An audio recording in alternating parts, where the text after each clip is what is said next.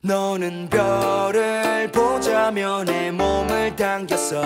단 한 번의 달빛을 내 눈에 여러분 정말 반갑습니다. 세상에 빛이 될 여러분을 진심으로 응원합니다. 2019 학년도 3월 전국연합학력평가 고3 수학 나형 해설 강의를 맡은 정종영입니다. 오늘 하루 정말 고생 많으셨습니다. 노력한 것에 비해 성적이 잘 나오지 않아 마음이 많이 힘든 친구들도 있을 거고요. 그리고 좋은 성적을 받은 몇몇 친구들도 있겠지만 오늘 하루 누구 하나 할 것 없이 정말 고생 많으셨습니다. 사실 100분이라는 시간 동안 마지막까지 포기하지 않고 최선을 다한다는 게 결코 쉬운 일은 아니거든요. 그것만으로도 여러분들에게 박수를 보내드리고 싶고, 그리고 그 고된 하루의 끝을 해설 강의와 함께 하고 있다는 것에 박수를 보내드리고 싶습니다. 수험생이란 압박감 속에서 정말 뜨거운 겨울방학을 보내고 처음 치러낸 3월 학력평가, 노력한 것에 비해서 그렇게 만족스럽진 않았을 겁니다. 많이 마음이 아팠을 텐데요. 지금 내 모습이 초라하고 조금은 초라하고 힘들지라도 오늘의 이 시험이 여러분들을 아프게 한 시험이 아니라 결국 시간이 지나고 났을 때 나를 더 단단해지게 만들어준 고마운 시험이었다라고 느꼈으면 좋겠습니다. 오늘의 이 아쉬움을 훌훌 틀어버리고 하루하루 정말 후회 없이 치열한 시간을 보내다 보면 결국에 대망의 252일 후의 대수능의 날, 여러분들이 오늘보다 훨씬 더 행복한 미소를 지을 수 있으리라 생각을 합니다. 오늘 틀렸던 것들 다시 한번 꼼꼼히 잘 정리하시고요. 저는 지금부터 180분 동안 30문제 하나하나 필요한 개념들 전부 다 꼭꼭 짚어드리도록 하겠습니다. 우선 오늘 함께 치러낸 수학 나형의 시험 어땠을까? 제가 생각했을 때는 수학2가 이렇게 어려운 과목이었나? 라고 생각을 했을 것 같아요. 집합의 반란이었습니다. 우리가 정말 쉽다고 생각하는 집합 단원에서 어려운 문제들이 나왔죠. 그래서 중간 난이도 문항이 없었어요. 쉬운 문제들 많았습니다. 30번 오히려 계산이 그렇게 복잡하지 않았어요. 하지만 중간 난이도의 문제가 없이 훅 뛰어버린 난이도 때문에 조금 어렵게 느껴지지 않았을까라고 생각을 합니다.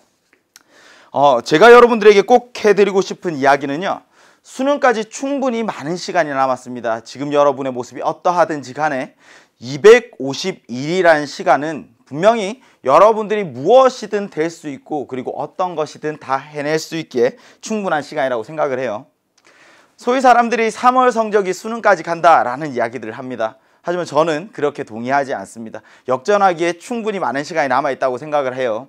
하지만 역전할 수 있는 찬스는 252일이 아니라 딱 180일, 9월 모의평가 때까지는 우리가 최고의 실력을 발휘할, 내가 갈고 닦은 실력을 발휘할 몸과 마음을 만드는데 최선을 다하셔야 됩니다.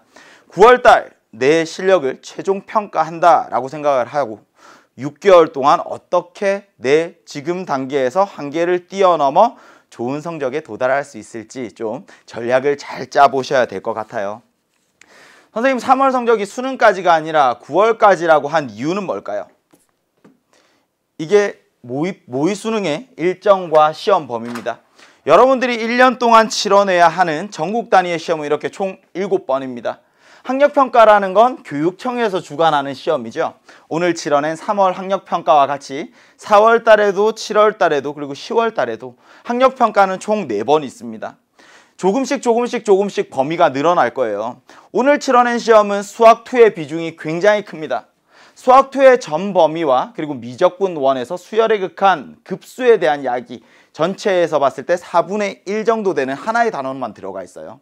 아직 수능까지 가려고 하면요, 많은 단원들이 남아 있습니다. 그러니까 이번에는 수학2에서 굉장히 많은 문제들이 출제가 되어서 내가 겨울방학 때 미적분을 열심히 공부하고 확률과 통계를 열심히 공부했던 친구들은 어쩌면 조금 잊고 있었던 개념들, 놓치고 있었던 부분들이 있었을 겁니다. 그 부분을 확인하는 데 집중하셨으면 좋겠습니다.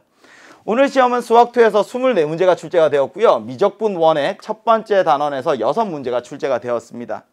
4월 학력평가에서 미적분 1 조금 더, 그리고 확률과 통계가 처음으로 앞쪽 단원 경우의 수 이야기가 들어가죠. 6월 모의평가에 조금 더, 7월 학력평가에 조금 더, 9월 모의평가가 되면 이제 수능과 같은 시험 범위로 완성이 됩니다. 그런데 3월달과 4월달 학력평가의 경우에는요, 현역들끼리의 싸움이에요. 어떻게 생각하면 그들만의 잔치입니다. 현역들끼리 싸우니까 내가 점수가 생각보다 낮더라도 등급은 잘 받는 경우들이 있을 수 있어요. 하지만 9월달이 되고 나면 제야의 고수들, N수생들이 나타나기 시작을 합니다. 여기에서 N수생들이 나타나서 총력을 기울이고 현역이었던 친구들도 지금보다 더 집중해서 시험을 치러내면요, 등급 컷은 훅 올라갑니다. 보통 3월 학력평가 같은 경우에는 40점 정도만 맞아도 4등급이 나와요. 조금 더 맞춰서 60점 정도 받으면 3등급이 나와요. 작년 3월 학력평가도 그 전년도의 3월 학력평가도 그러했습니다. 하지만 9월 모의평가까지 가고 나면 60점 정도 맞아야 3등급을 받아요. 그리고 70점 중후반, 75점 정도 받아줘야 3등급이 나옵니다. 내가 오늘 치러낸 시험에서 50점밖에 받지 못했어. 그런데 4등급이네? 할만해 라고 생각할 수도 있겠지만 사실 9월 모의평가로 가면 같은 점수를 받더라도 등급은 훨씬 떨어집니다. 이번 시험은 못 쳤다고 기죽을 필요도 없지만 잘 봤다고 절대 자만하지 말자. 지금의 등급을 보고 내가 수능에도 이 등급을 받을 수 있을 거야 라고 생각하지는 않으셨으면 좋겠습니다. 오늘 이제 치러낸 시험 3월 학력평가와 그리고 작년에 치러진 3월 학력평가를 비교해 보면요, 수학2에서 비중이 굉장히 크죠. 여기 있는 수학2에서 24문제가 출제가 되었습니다. 작년에는 23문제, 올해는 24문제, 크게 비중의 차이는 없네요. 그렇죠? 미적분 1에서 6문제가 출제가 되었는데 이번 시험에서 눈여겨보아야 하는 건 집합에서 출제된 20번과 28번. 보통 집합이라는 단어는 어렵게 느끼지 않지만 집합과 명제에서 이렇게 어려운 고난도 문제들, 가능한 케이스들을 전부 다 고려하고 그 중에서 답을 찾아내야 하는 문제들 이번에 출제되었습니다. 함수라는 단원, 수열이라는 단원, 이건 나중에 수능까지 가더라도 고난도 문제가 출제될 가능성이 있습니다. 그러니까 지금 여러분들이 봤을 때에는 여기에서 어려운 게 나왔어? 하지만 수능을 위해서라면 고난도 문제들 함수와 수열에서 조금 더 공부를 해주셔야 됩니다. 특히나 함수에 어떤 이야기가 있어요? 합성함수 이야기 있죠. 합성함수의 이야기와 역함수의 이야기들은 미적분과 합쳐져서 최고난도 킬러 문제로 나옵니다. 미분과 적분의 이야기. 보통 3차 함수의 그래프를 조건을 해석을 하고 그래프를 그려내고 합성함수와 역함수가 같이 복합적으로 출제가 되면 30번 최고난도 문제가 되는 거죠. 그러니까 어려운 문제들은 함수 단원, 수열 단원 조금 더 눈여겨보시고요. 이번에는 집합과 명제, 그냥 이번에 틀렸던 문제들만 좀 꼼꼼하게 살펴보시면 됩니다. 근데 지수와 로그라는 단어는 이번 시험에서도 그리고 대수능에서도 어려운 문제는 출제가 되지 않을 겁니다. 그냥 단순한 계산들을 하고 정의만 이해할 수 있으면 지수 단어, 로그 단어는 전혀 어려울 것이 없다. 그러니까 수학2 안에서도 비중이 다 같지는 않다는 이야기죠. 지금은 수학2 안에서 24문제나 출제가 되었으니까 집합과 명제, 함수, 수열, 지수와 로그 전부 다 6문제씩 출제가 되었지만 수능까지 가면 아마 수학2에서 11문제가 출제가 될 겁니다.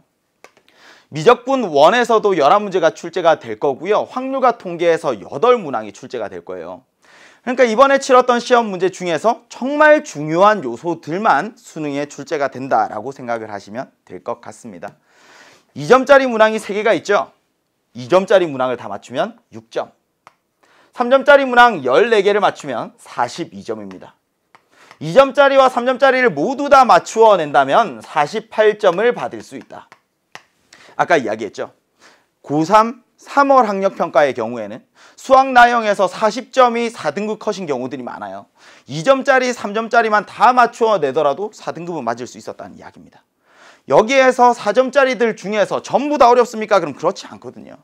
4점짜리 13문항 중에서 그래도 쉬운 4점짜리가 5개가 있고 풀만한 조금은 어려운 4점짜리가 5개가 있고 그리고 최고난도 킬러 문제가 3개가 있으니까 내가 쉬운 4점짜리를 조금만 더 맞추어 낸다면 3등급이 되고 2등급이 될 수가 있는 거죠. 그러니까 지금 당장 내 점수를 제대로 확인하시고요. 내가 정말 집중해서 공부해야 되는 난이도의 문제는 어느 정도인지를 좀 깊이 있게 고민해 보셨으면 좋겠습니다. 오늘 치렀던 시험 중에서 킬러 문제와 준킬러 문제들에 대해서 조금 설명을 드리면요. 킬러 문제 21번, 29번, 30번은 21번 같은 경우에 굉장히 낯설었을 겁니다. 그래프 위에서 점 하나만 움직이는 것이 아니라 두 점이 전부 다 움직이는 점으로 주어져 있기 때문에 조건을 해석하기가 굉장히 어려웠을 겁니다. 근데 29번의 문제는 등비 수열 이야기가 나왔어요. 공비와 그리고 항의 번호에 대해서 실수할 요소가 충분히 있었습니다. 단답형이었기 때문에 내가 조금 놓치고 있었던 부분이 있었더라면 틀렸겠죠. 내가 잘 생각을 했더라도 마지막에 실수한 부분이 있지 않았을까 한번 생각을 해보시고, 그리고 30번은 조건을 만족하는 수열. 굉장히 복잡하게 보이지만 사실 계산은 그렇게 어렵지 않아요. 특히나 수열의 극한 문제였기 때문에 사실 수학적인 감각이 있었던 친구들이라면 뭐 5분 안에 풀어낼 수도 있었을 겁니다. 조건을 만족하는 수열을 찾는 그 조건을 해석하는 방법에 대한 이야기였고요. 그리고 19번 항상 나오는 닮음인 도형 안에서 넓이의 합, 등비 급수에 대한 이야기. 그리고 20번에서 집합 이야기, 28번에서도 집합 이야기. 집합 문제 두 개가 어려웠을 텐데. 의외의 복병. 지수 단원에서도 정의를 정확하게 이해하고 있지 않으면 문제 어떻게 시작을 해야 되는지 시작 자체가 좀 난감한 문제도 있었습니다. 이제부터 우리 1번부터 차근차근 살펴볼 건데요. 지금 강의를 시작하는 시점에서 여러분들에게 꼭 소개해드리고 싶은 글귀가 하나 있습니다. 당신이 되고 싶었던 어떤 존재가 되기에는 지금도 결코 늦지 않았다. 내가 지나온 과거를 바꿀 수는 없지만 앞으로 다가올 미래는 얼마든지 만들어갈 수 있습니다. 여러분들이 원하는 모습이 될 때까지 충분히 많은 시간 남아 있으니까요. 지금부터 너무 늦었다 생각하지 마시고 저와 같이 한번 꼼꼼히 살펴보시면 됩니다. 4월 달에는 보다 더 좋은 모습이 되길, 보다 더 좋은 성적을 받을 수 있길 항상 응원하고 있겠습니다. 1번부터 보시죠. 1번 로그의 연산입니다. 기본적인 로그의 계산만 할 수 있으면 해결할 수 있죠. 로그라는 건 지수의 연산에 역으로 넘어가는 과정이라고 생각을 하시면 됩니다. 로그를 이해하려면 지수부터 먼저 바탕으로 생각을 하는 거죠. a의 x제곱 곱하기 a의 y제곱이 있어요. a의 x제곱 나누기 a의 y제곱이 있습니다. 미치 같은 두 수를 곱하거나 미치 같은 두 수를 나누면요. 얘들을 하나의 밑 a의 위에 있는 지수들의 합 또는 a의 지수는 둘의 차를 이렇게 적어서 계산할 수 있어요. 그지? 미치 같은 두 수를 곱하면 지수의 합이 된다. 미치 같은 두 수를 나누면 지수의 뺄셈이 된다. 되겠어요? 로그의 연산은 어떻게 됩니까? 로그도 미치 있죠? 로그 a의 m과 로그 a의 n이 있어요. 미치 같은 두 로그를 더하면 뭐가 돼요? 진수의 곱이 되죠. 로그 a의 m 곱하기 n 이렇게. 로그 a의 m 이번에는 빼기 로그 a의 n이 있어요. 미치 같은 두 로그의 뺄셈은 어떻게 돼요? 진수들의 나눗셈이 돼요. 로그 a의 n분의 m 이렇게 됐죠? 왼쪽 지수와 오른쪽 로그를 비교해서 같이 정리하셔야 됩니다. 미치 같은 두 수를 곱하면 지수의 합이 되었던 것처럼 로그에서는 미치 같은 두 로그를 더하면 합이 진수의 곱이 돼요. 왼쪽에서는 미치 같은 두 지수의 나눗셈이 지수의 차가 되었죠. 여기 로그는 차가 진수의 나눗셈이 됩니다. 문제 보시죠. 먼저 확인해야 돼요. 미치 같은지. 미치 같은 두 로그가 있습니다. 그럼 어떻게 해야 돼? 진수를 곱해야 되죠. 진수인 2와 진수인 3을 곱하면요. 로그 6의 2 곱하기 3이 되어서 로그 6의 6이 되는 거죠. 읽을 수 있어야 돼요. 6을 몇 제곱해야 6이 되니? 라고 묻는 거예요. 밑과 진수가 서로 같은 값이면 그 로그 값은 1이 되는 거죠. 왜? 6을 1제곱하면 6이 되니까. 됐죠? 첫 번째 문제의 답은 1번입니다. 굉장히 간단한 이야기입니다. 혹시 이 문제를 틀린 친구가 있다면 반성하고 로그의 연산 다시 한번 잘 적어두시기 바랍니다. 2번으로 가시죠. 2번은 등차 수열에서 출제가 되었습니다. 제가 문항들마다 어느 단원에서 출제되었는지 어느 개념을 알아야 되는지 전부 다 머리표처럼 달아두었어요. 그러니까 혹시라도 이 문항을 틀린 친구들은 어떻게 해야 돼? 등차 수열 가서 공부하고 오셔야 돼요. 되겠죠? 등차 수열입니다. 제1항부터 가죠. 제1항, 제2항, 제3항, 제4항 쭉쭉쭉 가서 우리에게 제7항의 값을 물어봤어요. 첫째 항이 7입니다. 공차가 3이에요. 공차는 뭐니? 앞에 있는 항에 얼마만큼 더해야 뒤에 항이 되는지 일정한 수가 계속 더해져 나갑니다. 걔가 바로 공차죠.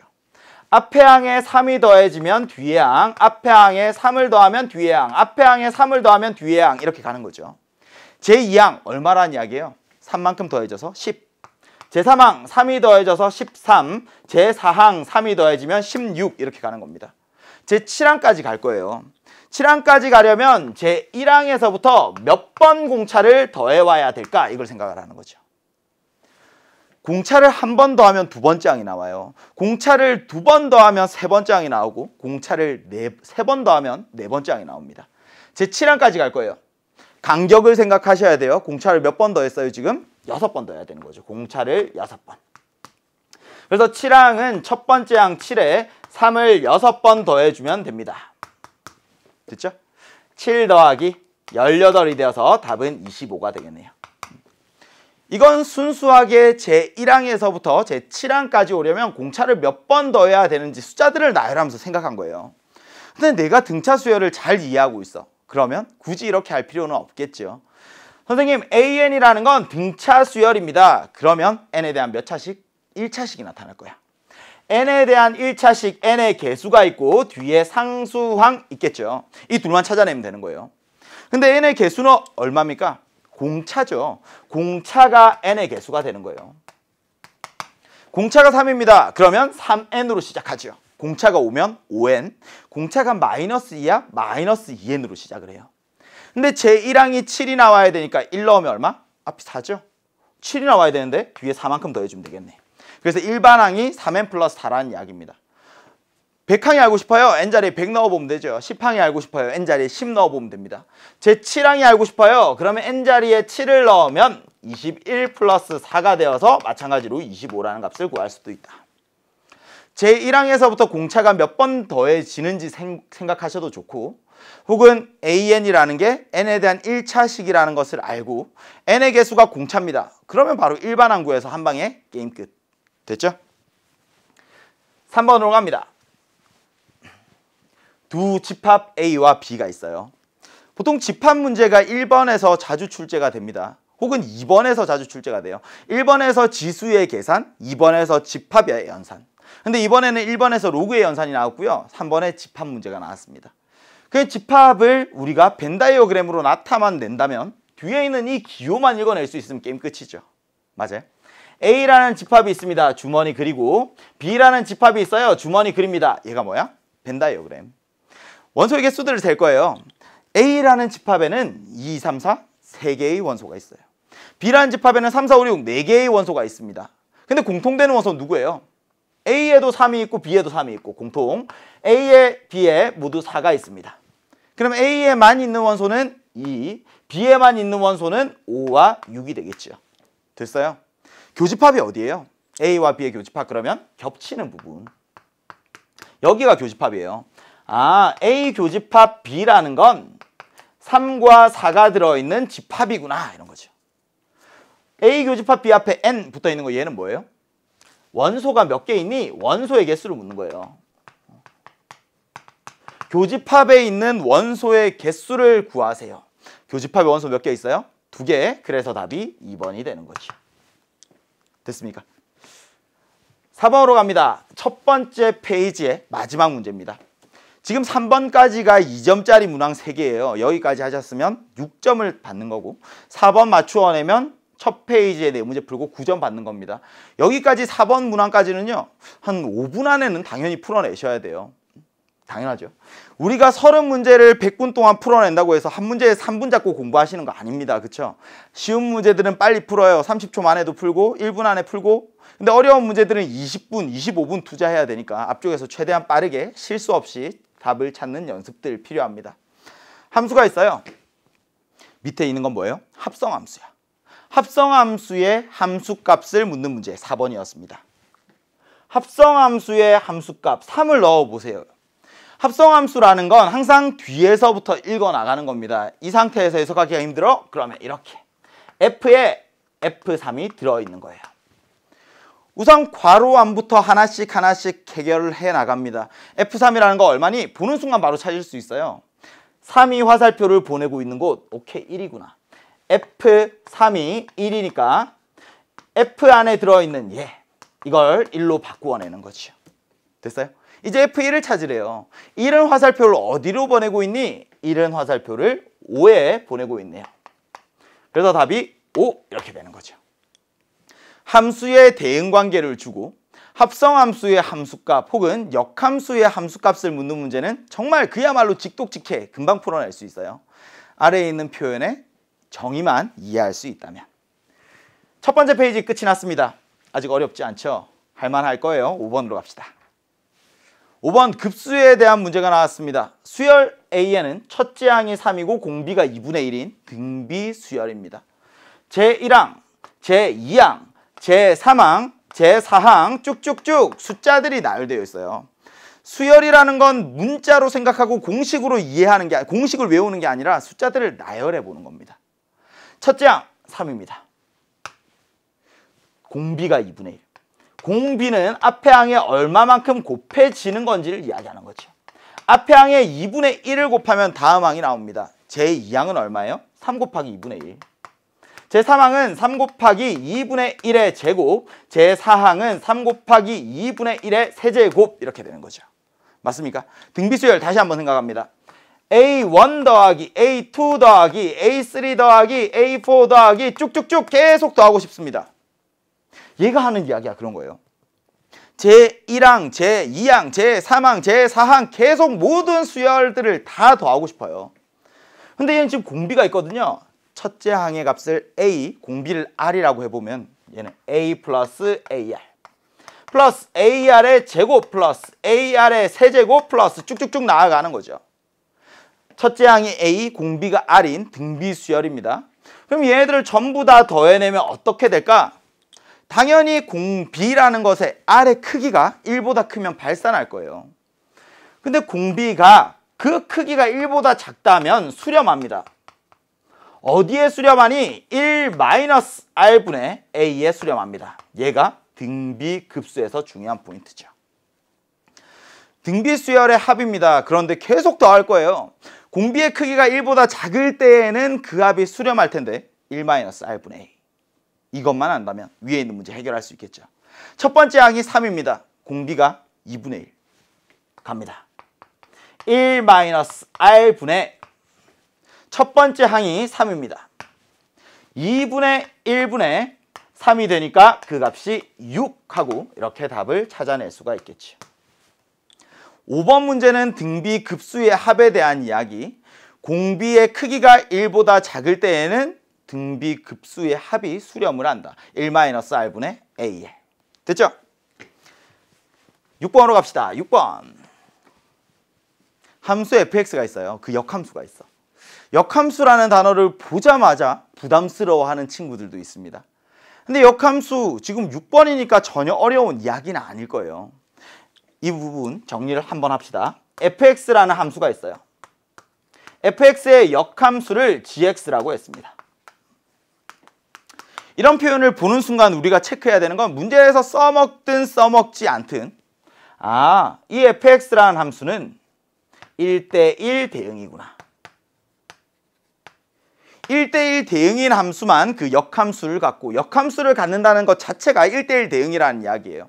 fx가 역함수를 갖습니다 라는 표현과 fx는 1대1 대응입니다 라는 표현은 서로 필요 충분 조건입니다. 그렇죠? 두 번째, y는 fx라는 함수의 그래프와 y는 gx라는 함수의 그래프는 그 그래프가 y는 x라는 직선의 대칭입니다. 두 함수의 그래프가 서로 y는 x의 대칭이에요. 그런데 역함수를 구하는 문제는요, 실제로 많지 않습니다. 지금과 같이 역함수가 구할 수도 없네. fx가 뭔지 모르니까 gx도 알 수가 없어. 근데 fx가 주어지더라도 역함수를 구하는 문제는 많지 않습니다. 그럼 역함수 문제는 어떻게 해결하는 거예요? 원래 함수와 역함수의 관계를 이용해서. 역함수를 구해낼 게 아니야. 역함수를 구하지 않더라도 원래 함수와의 관계를 이용해서 원래 함수를 통해서 문제들을 해결할 겁니다. 그래서 이 부분이 이번 문제에서는 키포인트가 되는 거죠. 뭡니까? x에서 y로 가는 함수 f가 있습니다. a에 대응하는 함수값이 b래. 이걸 어떻게 써요? f의 a는 b입니다. 이렇게 쓰는 거죠. fa는 b입니다. 근데 역함수는 뭐니? 그럼 역함수는 처절하게 딱 복수하는 거예요. 화살표를 받았던 애가 다시 화살표를 돌려주는 거죠. y에서 x로 가는 함수, 얘가 역함수. 맞아요? f 인버스. 여기에선 gx. 그죠? 그러면 b에서 a로 화살표를 보내니까 얘를 gx라고 쓸까요? g. 그러면 g의 b는 gb는 a입니다. 이렇게 되는 거죠. 얘가 세 번째 이야기.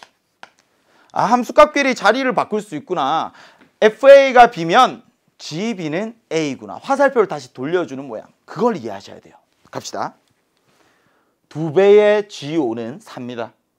g5가 얼마니? 양변을 2로 나누면 되겠죠. g5는 2예요. 이렇게. 이거밖에 몰라요. fx가 뭔지 모르고요. gx가 뭔지도 몰라요. 대신에 g5라는 함수값 단 하나만 압니다. 그래도 땡큐. 이제 해결할 수 있어요. 이해할 수 있어요? 둘이 자리 바꾸는 거야. a랑 5랑 자리 바꾸면 얘는 f2는 5 되니까 f2 함수값은 5구나 이렇게 찾아낼 수가 있는 거죠. 역함수에 대한 이야기 꼭 이 관점들은 가지고 가셨으면 좋겠어요. 역함수를 실제로 구하는 문제는 많지 않아. 역함수를 구하지 않고 원래 함수와의 관계를 이용해서 풀어내는 문제들이 다 그래프에 대한 이야기 그리고 함수값에 대한 이야기 잘 적어두시기 바랍니다. 7번입니다. 7번 지수에 대한 이야기. 지수법칙과 거듭제곱근을 이해하셔야 돼요.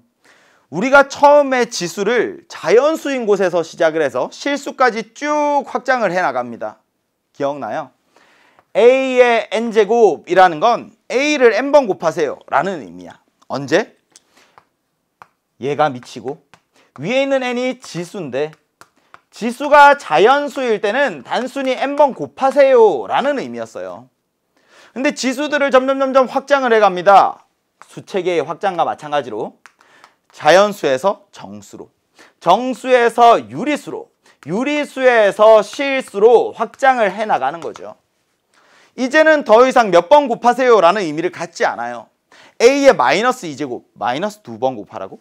a의 2분의 1제곱, 2분의 1번 곱하라고? a의 루트 2제곱, 루트 2번 곱하라고? 아니, 이제는 몇 번 곱하세요 라는 의미를 갖지 않아요. 대신에 지수를 확장해 나가면서도 목적은 단 하나입니다. 여전히 지수법칙이 성립하도록. 여전히 지수법칙이 성립하도록 지수들을 확장해 나갈 거야. 그러기 위해서 새로운 수의 표현들을 정의를 합니다. a의 0제곱이라는 건 1이라고 하자. a의 마이너스 n제곱이라는 걸 역수를 n번 곱하라. a의 n제곱분의 1이라고 하자. 언제? a가 0이 아닌 실수일 때.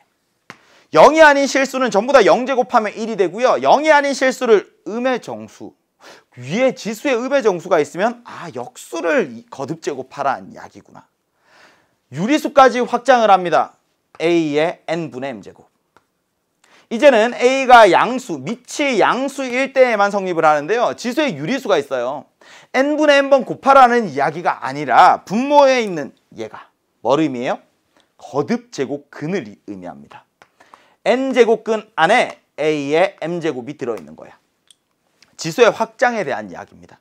지수를 확장해 나가더라도 여전히 지수법칙이 성립하도록 새로운 수의 표현을 정의했어요. 위에 있는 거 보시죠. 거듭제곱의 거듭제곱입니다. 어떻게 해야 돼요? 지수들을 우선 곱해야 되죠. 3분의 2와 2분의 1을 곱해요. 곱하면 2랑 약분될 테니까 a의 3분의 1제곱이 되겠죠. 근데 a의 3분의 1제곱이라는 건 뭡니까? 예, 거듭제곱근이구나. 세제곱근 안에 a가 들어있는 거군요. 근데 a는 뭐라고 했어요? a는 10 이하의 자연수래요. 10 이하의 자연수. 근데 3의 세제곱근 a 자체가 얘가 자연수가 돼야 되더래. 세제곱근이 있는데 자연수가 되려면 어떻게 해야 돼요? a라는 애가, 그치, a가 어떤 자연수의 세제곱 이런 꼴이 되어야 하는 거죠. 맞아요. 그래야지만 세제곱근을 벗고 자연수가 될 수 있다고요. 아, A라는 애가 어떤 자연수의 세제곱이 되어야 하는구나. 10 이하의 자연수 중에서. 그럼 누가 있겠어요? 1의 세제곱, 얘 1이네. 2의 세제곱, 8이네. 3의 세제곱, 27이네. 얘는 안 돼. 10 이하의 자연수 중에서 자연수의 세제곱꼴인 건 딱 2개밖에 없네요. 1과 8. 그러니까 답이 얼마가 돼요? 둘의 합이니까 9가 되는 거죠. 이 문제를 해결하기 위해서 지수에 유리수가 있는 경우를 해석할 수 있어야 됩니다. 지수가 0일 때, 지수가 음의 정수일 때, 지수가 유리수일 때 전부 다 정리를 해드렸어요. 잘 적어 두시고요. 위에 있는 문제 해결하는 거 사실 굉장히 간단한 이야기였다. 그죠? 7번까지 왔습니다. 8번으로 갈까요? 8번입니다. 8번 같은 표현 문제가 굉장히 간단하게 나왔지만 사실 이 의미 자체를 제대로 파악하지 못하는 친구들도 많을 겁니다. 명제가 있어요. 명제. 생각하세요. P이면 Q이다 라는 명제가 있습니다.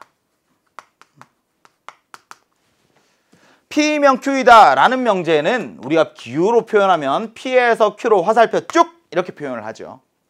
근데 명제라는 건 참인 명제가 있고 거짓인 명제가 있어요. 위에 있는 명제가 참인 경우가 있고요. 위에 있는 명제가 거짓인 경우가 있습니다. 기억나요? P와 Q는 뭘 이야기하는 거예요? P와 Q는 얘는 조건이에요.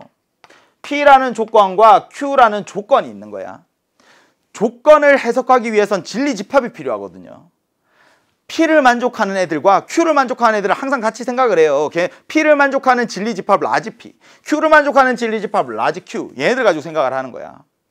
근데 참이 되면 어떤 모양이니 벤다이어그램 생각을 하는 거예요. P에 있는 원소들은 말이야 전부 다 Q를 만족해. P에 있는 애들은 전부 다 Q를 만족해. 그러니까 P가 Q 안에 쏙 들어가 있는 모양으로 P가 Q의 부분집합이어야지만 명제가 참이 되는 거죠. 이렇게 벤다이어그램이 그려져야 P면 Q다 라고 이야기를 할 수가 있는 거예요. 그치? 그럼 얘가 거짓인 경우는 어떤 경우일까? 거짓인 경우는 P면 전부 다 Q라고 했는데 P이지만 Q가 아닌 것이 존재할 때 그때 거짓이라고 하는 거예요. 100개가 있어. 99개가 만족을 하더라도 단 하나가 만족을 하지 못하면 거짓인 명제가 됩니다. 우리는 하나도 예외가 없이 단 하나의 예외도 없이 전부 다 참이 될 때만 참이라고 이야기를 해요. 단 하나라도 거짓이면 얘는 거짓이에요. P면 Q다 라고 이야기를 했지만 P 중에서 Q를 만족하지 못하는 애가 있다면 얘는 거짓이야. 여기에 있는 원소를 발레라고 합니다. 읽어볼게요. P이고 Q가 아닌 것. 느껴져요? P이고 Q가 아닌 것. P 차집합 Q에 있는 원소가 발레예요. 얘는 P이면 전부 다 Q라고 했잖아. 그런데 P 중에서 Q가 되지 않는 것도 있어 라는 걸 보여야 된다고요. 얘를 봤어요. 앞에 있는 거 보여요? 얘가 P야. 그리고 뒤에 있는 얘가 Q인 거죠. 그럼 우리가 찾아야 되는 건 뭡니까? 5 이상 9 이하인 X값 중에서 다 8보다 작거나 같다고 했으니까 그걸 만족하지 못하는 걸 찾고 싶어요. 수직선에 한번 그려볼까요? 이제는 벤다이어그램이 아니라 수직선에 그려봅니다. P예요. 5 이상 색칠, 9 이하 색칠. 얘가 바로 P입니다. 그럼 Q는 어디에 있어요? 8보다 작거나 같다. 8에서 시작해서 색칠하고 왼쪽으로 쭉 얘가 바로 Q입니다. 맞아요? P에 있는 애들은 전부 다 Q를 만족하니? 아니 그렇지 않아. 누가 있어요? 여기에 발레가 있어요. 8보다는 크고 9보다는 작거나 같은 애들 얘가 바로 발레가 되는 거지. 거짓임을 보여주는 얘는 누굽니까? 8보다는 크고 9보다는 작거나 같은 것. 오케이, 답은 4번이구나. 지금 아래에 있는 개념 자체를 이해하고 있다면 문제는 굉장히 쉬웠을 겁니다. 위에 있는 문제는 그냥 느낌으로 이렇게 될 것 같아 라고 해서 답을 찾은 친구들도 있을 거예요. 하지만 좀 정확하게 이해하고 넘어갔으면 좋겠습니다. 되겠어요? 8번까지 했습니다. 괜찮죠 아직? 9번으로 갑시다. 9번. 항상 집합은 벤다이어그램을 그리고 수직선을 그리고 그려서 사고합니다. 저렇게 줄글로 쭉 적혀 있으면 잘 와닿지가 않아요. 얘를 봤어요. 집합 A와 집합 B 우선은 두고 아래에 있는 조건이 하고자 하는 이야기가 뭘까? 조건이 두 개가 있습니다. 첫 번째 조건과 두 번째 조건. 두 집합의 교집합이 하나의 집합으로 나왔어요. 두 집합, 앞에 있는 애랑 뒤에 있는 애랑 합집합을 했는데 하나가 튀어나온 거예요. 교집합이 간단해지거나 합집합이 간단해지면 포함관계가 있다라고 생각을 하셔야 됩니다. A와 X 중에서 교집합, 겹치는 부분이 A입니다 라고 했으니까 A가 안에 그리고 밖에 X가 있구나 라고 생각할 수 있어야 돼요. 그래야 교집합 A가 나오겠죠. 그지? 뒤에 있는 건 뭡니까? A와 B 합집합이에요. 근데 X와 합집합했는데 뒤에가 그대로 나왔네. 얘가 더 크게 밖에 있습니다. A 합집합 B는 밖에 있어요. 어떻게 된다는 이야기를 하고 싶은 거예요. 첫 번째 조건에서 하고 싶은 이야기는 A는 X의 부분집합입니다. 이 이야기를 하고 싶었던 거고, 두 번째에서 하고 싶었던 이야기는 X는 A 합집합 B의 부분집합입니다. 이 이야기를 하고 싶었던 거죠. 그럼 X라는 건 결국에 A는 포함하고 A 합집합 B에는 포함되는 그런 집합 X의 개수는 몇 개가 있니? 이걸 묻는 거네. 해석할 수 있습니까? 위에 있는 두 개의 표현은 굉장히 자주 출제되는 부분입니다. 포함관계가 있는 집합을 한번 꼬아서 준 거예요. 그냥 단순히 둘 사이의 포함관계를 딱 주면 얼마나 좋겠냐마는 항상 문제는 저렇게 하나 포장을 해서 줍니다. 위에 있는 걸 포장지를 벗겨서 안에 있는 이 내용들을 확인할 수 있어야 되겠죠. A라는 집합에는 1, 2, 3, 4 4개의 원소가 들어있습니다. 합집합 눈으로 이 정도는 확인할 수 있겠죠. 3과 4가 공통이에요. 그래서 합집합 1, 2, 3, 4, 5, 6 이렇게 6개의 원소가 있는 거죠. 집합 X는 6개의 원소로 만들어지는 거예요. 여기 중에서 뽑아서 만드는 거야. 근데 1, 2, 3, 4는 반드시 가지고 있네. 와우, 그려봅시다. 1, 2, 3, 4는 여기에 들어가야만 해요. A 합집합 B에는 1, 2, 3, 4뿐만 아니라 5와 6도 들어가야만 하는데 이제는 A에는 들어갈 수가 없어요. A에는 닫혀 있는 거야. 그러면 A 밖에 X 여기에 갈까? 혹은 X에도 들어가지 않고 밖에 갈까? 갈 수 있는 게 두 가지가 있는 거죠. X는 5를 포함할 수도 있고 포함하지 않을 수도 있습니다. X라는 집합은 6이라는 원소를 포함할 수도 있고 포함하지 않을 수도 있어요. 그러니까 가능한 집합 X는 몇 가지가 됩니까? 2 곱하기 2에서 4개가 되는 것이죠. 이 문제는 위에 있는 조건만 해석을 했다면 아래에 있는 부분은 어렵지 않았을 겁니다. 부분집합의 개수를 기계적으로 외워서 풀어낸 친구들도 있겠지만 가급적 이렇게 벤 다이어그램을 통해서 이 원소가 어디에 들어가는지 들어가지 않는지 이런 경우들을 따져보는 것이 훨씬 더 바람직한 사고다. 이제 한 자릿수 문항들은 전부 다 풀었고요. 10번으로 넘어갑니다. 로그의 이야기예요. 제가 처음에 총평을 하면서 로그 문제 정말 쉽다라고 이야기를 했죠. 근데 학생들은 로그를 굉장히 낯설어해요. 왜 그럴까 고민을 해보면 수학 2라는 과목이 가장 마지막에 있어서가 아닐까 생각을 합니다. 나 이번에 정말 한번 열심히 다시 한번 마음 잡고 심기일전에서 문제 공부해봐야지. 근데 수학 2를 쭉 공부하다 보면 집합을 공부하고 함수를 공부하고 수열쯤 오면 힘들죠. 포기하고 또 그렇게 공부하다 포기하고. 그러니까 로그까지 제대로 공부한 친구들이 의외로 많지 않아요. 로그는 공부만 하면 무조건 맞추어낼 수 있는 단원입니다. 그냥 계산만 할 수 있으면 돼요. 위에 있는 거 한번 볼까요? 로그 1.44 로그 1.44는 A입니다. 이렇게 이야기를 했어요. 근데 뒤에 있는 묻고자 하는 건 뭐니? 그러면 2배의 로그 12 얘가 궁금해요. 그럼 이걸 해결하기 위해서 딱 2개의 지식만 필요합니다. 첫 번째 아까 했던 거예요.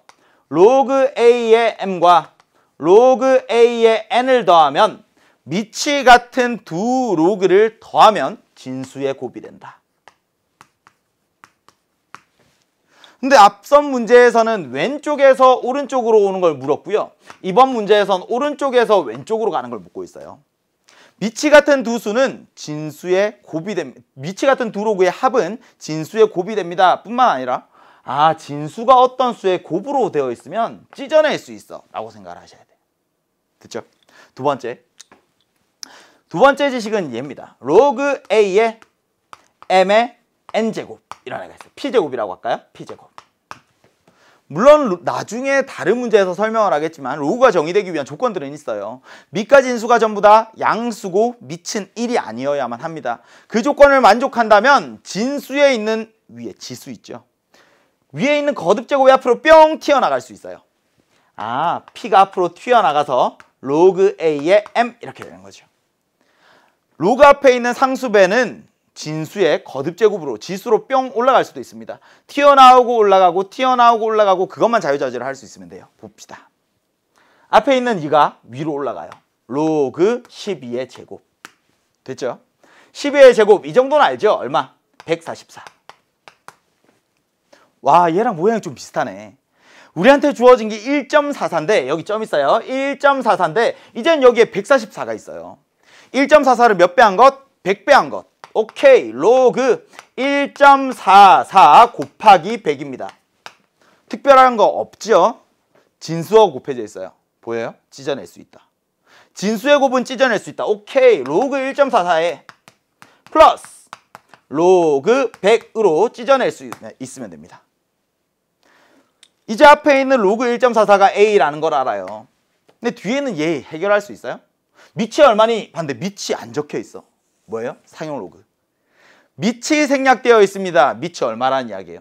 그렇죠. 우리가 십진법을 쓰니까 통상적으로 가장 많이 사용하는 실용적인 로그는 밑이 10인 로그예요. 여기 10이 생략되어 있는 거야.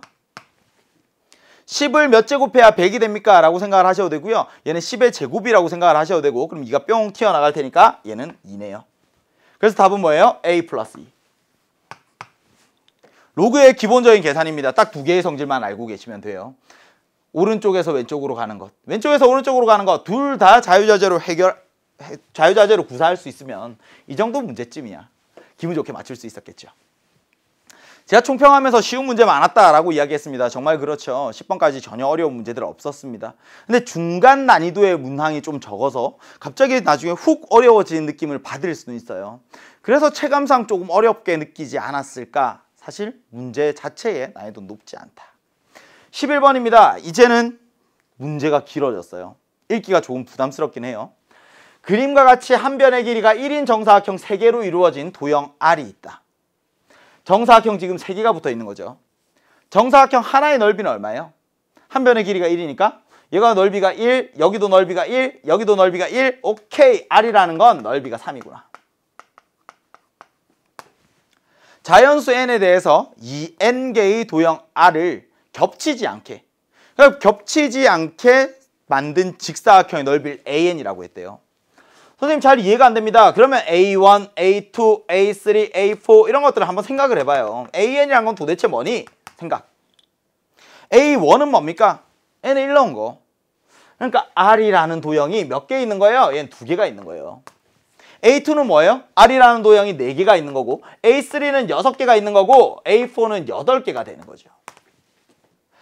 R은 넓이가 3이에요. 사각형이 3개 있는 거니까. 그럼 A1은 얼마일까? R이 2개 있네? 그럼 넓이 오케이 6. A2는 R이 4개 있네? 3, 4, 12. 오케이 얘는 18, 얘는 32 이렇게 되는 거죠. 되겠습니까? 여기에서 쭉쭉쭉쭉쭉쭉 내려오다 보면요. 여기에서 18, 여기에서 24네요. 24 이렇게. 그럼 AN이라는 건 R이라는 도형이 2N개 있는 거예요. 하나가 3이니까 당연히 AN은 6N이 되겠죠. 이게 궁금했던 거야. 되겠어요? A1, A2, A3, A4 쭉쭉쭉쭉 보니까 뭐예요? 등차 수열이에요. 6만큼 커지네, 6만큼 커지네, 6만큼 커지네. 빙고. 수열의 합 구할 수 있습니까? 구할 수 있죠. 시그마의 계산으로 해결할 수도 있고요. 등차 수열의 합으로 해결할 수도 있습니다. 적어볼까요? 시그마 n은 1부터 10부터 15까지 6n입니다. 근데 시그마의 계산을 하려고 하면 항상 제1항부터의 합부터 계산할 수 있어요. 이런 시그마를 통해서 계산하려면 n은 1부터 15까지 6n 플러스 빼기 시그마 n은 1부터 10까지 6n 이런 계산들을 해야 되는 거죠. 9까지네요. 9까지.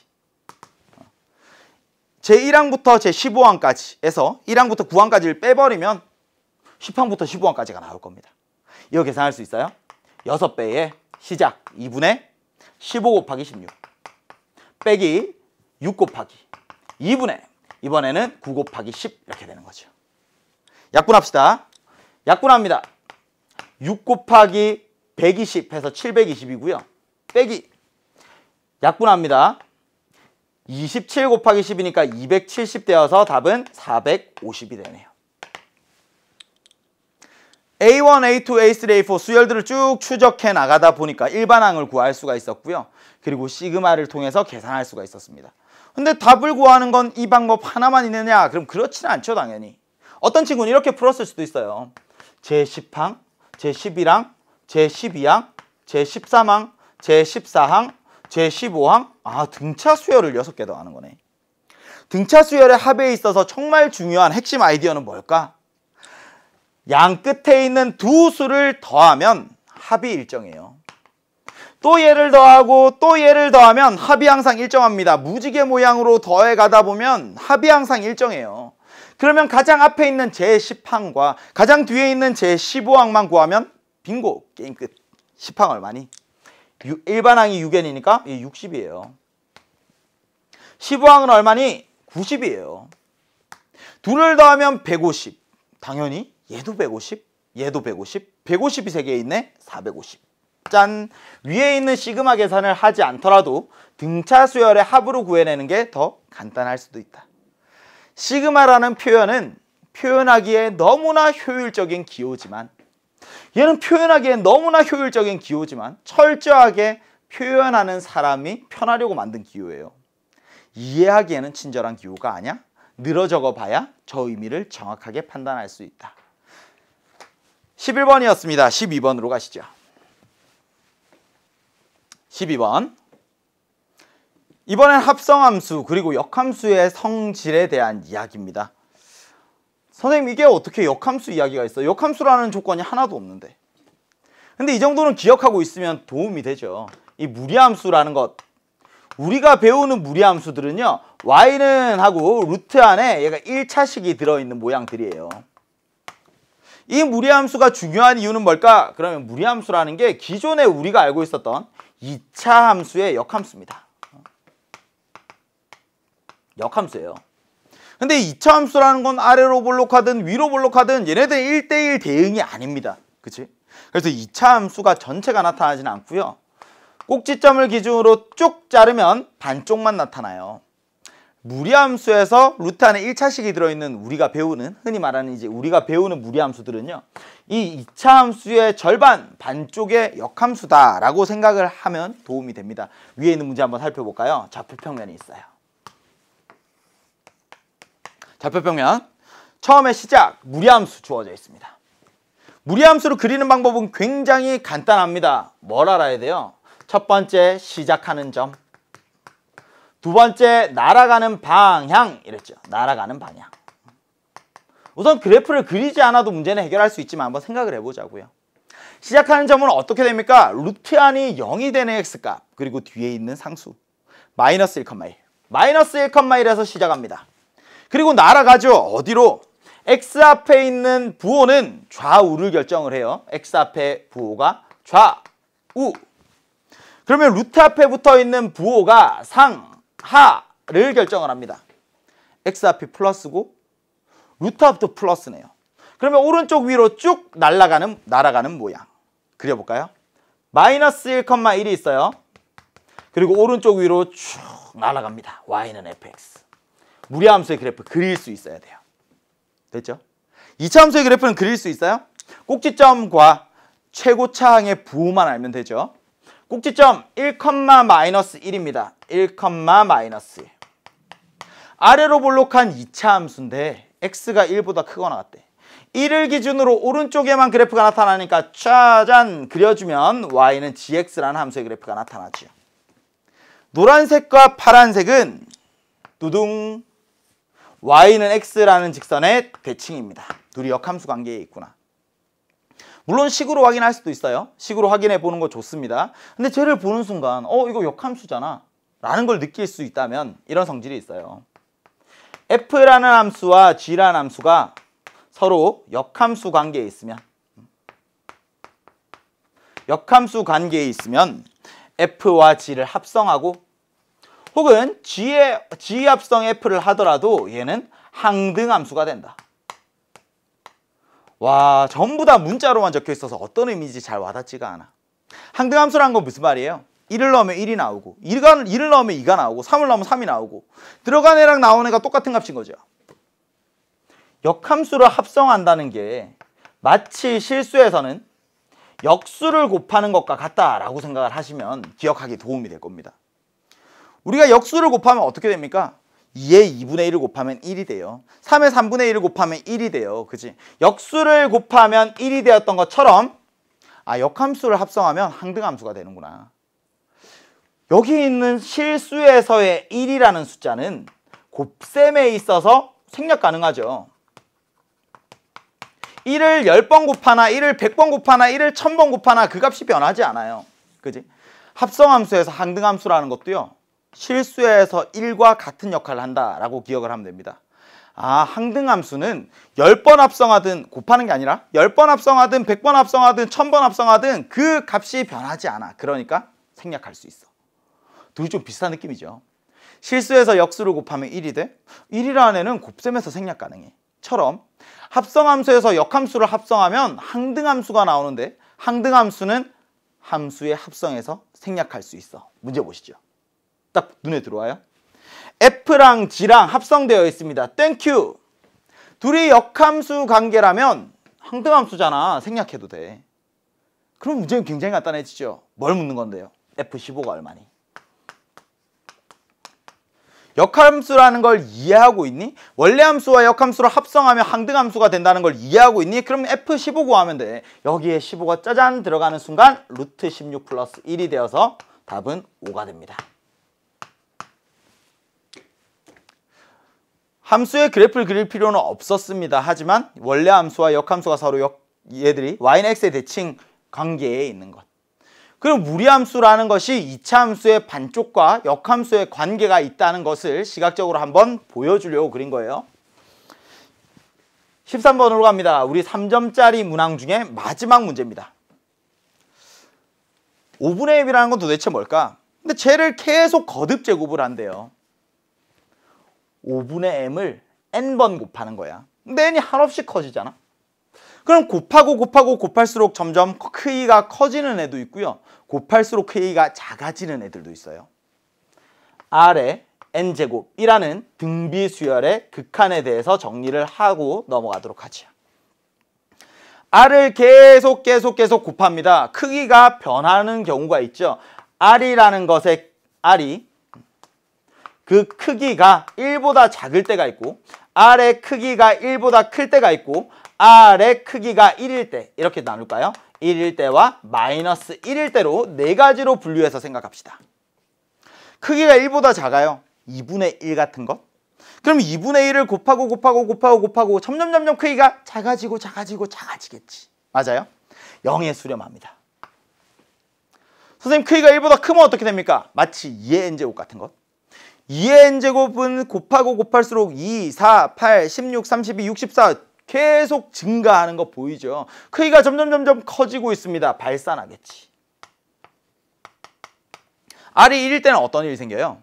얘도 수렴합니다. R이 1이면 1을 계속 곱해도 아무런 변화가 없죠. 1의 n제곱 그냥 1이네요. 근데 마이너스 1의 n제곱은 플러스 1, 마이너스 1, 플러스 1, 마이너스 1 계속 교대로 부호가 왔다 갔다 크기는 변하지 않네. 지금 진동하면서 발산합니다. 진동하는 거죠. 수렴하지 않는 걸 전부 다 발산이라고 합니다. 수렴하는 경우는 이렇게 두 가지 경우구나. 크기가 1보다 작을 때와 그리고 R이 1일 때 위에 있는 것 보죠. 리미트 n이 한없이 커집니다. 분모에 5분의 m의 n제곱 플러스 1이 있고요. 분자 n제곱 아닙니다. n 플러스 1제곱이에요. 하나 빼줍니다. 5분의 m 하나 빼고 5분의 m의 n제곱 여기에 플러스 2 이렇게 되는 거죠. 누가 계속 곱해지고 있어요? 여기 있는 5분의 m이라는 게 계속 곱해지고 있어요. 그치? 왼쪽에서 보았던 것처럼 공비가 지금 5분의 m인 등기수열이라고 생각을 하셔야 됩니다. 근데 m이 어차피 자연수니까 당연히 5분의 m이라는 것도 0보다 크겠죠. 그럼 기준을 잡아야 되는 건 언제입니까? 1인 순간. 아, 0보다 크다는 사실은 알아. 그럼 0과 1 사이일 때, 그리고 1일 때, 1보다 클 때 이렇게 셋으로 나누어야 되겠다라고 생각을 합시다. 첫 번째, 5분의 m이 0과 1 사이에 있을 때, 크기가 1보다 작을 때예요. 두 번째, 5분의 m이 1인 경우는 어떻게 될까? 세 번째, 5분의 m이 1보다 큰 값일 때는 어떻게 될까? 생각. 0과 1 사이에 있을 때는 곱할수록 계속 작아져요. 얘는 0으로 갑니다. 아, 그럼 극한값이 이렇게 생각해야 되겠네. 0으로 가고 0으로 가니까 0 플러스 1분의 0 플러스 2니까 얘는 2가 되는구나. 그렇지. 근데 5분의 m이 1일 때는 어떻게 돼요? 얘가 1이야. 얘도 1이고 얘도 1이에요. 그럼 극한값은 오케이, 1 플러스 1분의 1 플러스 2가 되어서 2분의 3이 되겠지요. 5분의 m이 1보다 클 때는 어떻게 됩니까? 발산합니다. 크기가 너무 크니까 뒤에 있는 상수들은 무시해도 좋아요. 얘들은 극한값에 아무런 영향을 미치지 못해. 그럼 얘들 없애고 나면 5분의 m의 n제곱, 5분의 m의 n제곱 둘이 약분되는 거 보이죠? 따라서 분자에 있는 5분의 m만 남는다. 얘가 극한값이 되는 거죠. 그 값이 2가 되는 자연수 m을 전부 다 찾으래요. 2가 되는 경우 오케이, 여기에 있네. 언제? 5배 해주고 나니까 m이 0과 5 사이일 때 극한값이 2가 됩니다. 누구 있어요? 1, 2, 3, 4, 4개 있습니다. 답이 4? 복이 없죠. 다행인 줄 알아야 돼. 이게 복이 있었으면 저거 하고 틀린 친구들 많았을 겁니다. 얘도 2가 될 수 있어. 언제? m이 10일 때. 아, m이 10일 때에는 5분의 m 자체가 2가 되니까 2의 n제곱 플러스 1분의 2 곱하기 2의 n제곱 플러스 2. 얘도 극한값이 2구나. m이 될 수 있는 건 이렇게 5개가 있다. 마지막 3점짜리 13번 문제였습니다. 이제 오늘 여러분들과 1부에서 풀 마지막 문제 14번까지만 풀고 잠깐 쉬었다가 만나도록 하죠. 14번입니다. 이번에는 필요조건과 충분조건에 대한 이야기입니다. 필요조건과 충분조건 너무나 시험에 자주 나오는 주제. 3월 학력평가에서 뿐만 아니라 9월 모의평가, 대수능에서도 굉장히 유력한 출제 문항, 그러니까 출제가 될 것이라고 기대할 만한 그런 문항입니다. 위 앞에 있는 거 보시죠. 조건 P와 있고 조건 Q가 있어요. 근데 납P가 Q이기 위한 필요조건이래요. 필요조건을 보는 순간 첫 번째, 화살표를 보내자.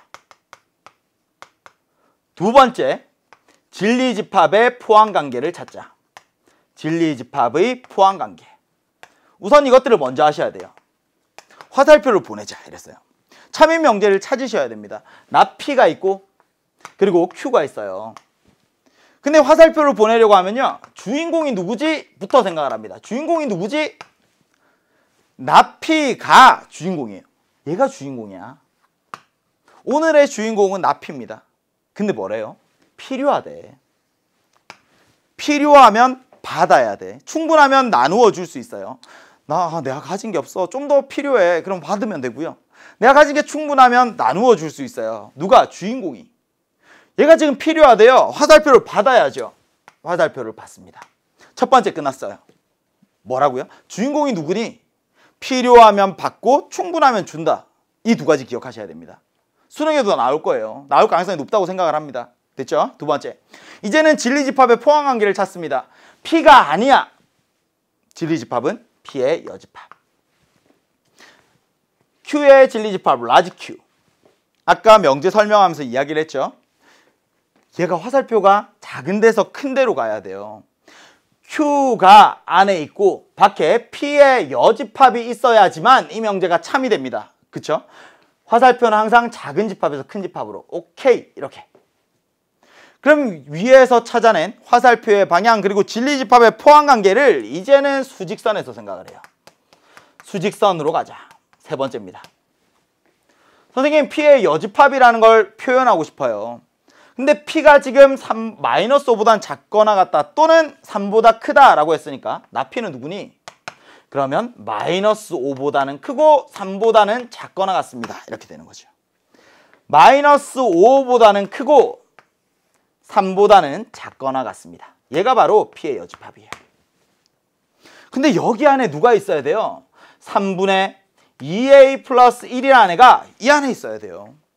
그치? 그래야지만 포항관계가 성립을 하는 거죠. 마이너스 5보다는 크고 3보다는 작거나 같아야 돼요. 3배, 3배, 3배 시작. 마이너스 15보다는 큽니다. 2a 플러스 1이. 9보다는 작거나 같죠. 1씩 뺍니다. 마이너스 16보다는 크고요. 8보다는 작거나 같아요. 2로 나눠주면 마이너스 8보다 크고 4보다는 작거나 같다. 최대값과 최소값 정수에 의해 최대 최소. 최소값 얼마? 최소값은 마이너스 7. 최대값은 플러스 4입니다. 둘의 합을 구하세요. 마이너스 3이네요. 우리 이번 3월 학력평가 수학 나형에 총평과 2점짜리, 3점짜리 전부 다 풀었고요. 4점의 첫 시작 스타트를 끊었습니다. 지금 손이 굉장히 엉망이거든요. 저도 손만 씻고 바로 올게요. 여러분들도 바람 잠깐 쐬고 기지개도 한번 피고 물 한 잔 마시고 바로 2부에서 뵙도록 하겠습니다. 수고 많으셨습니다. 정종영이었습니다.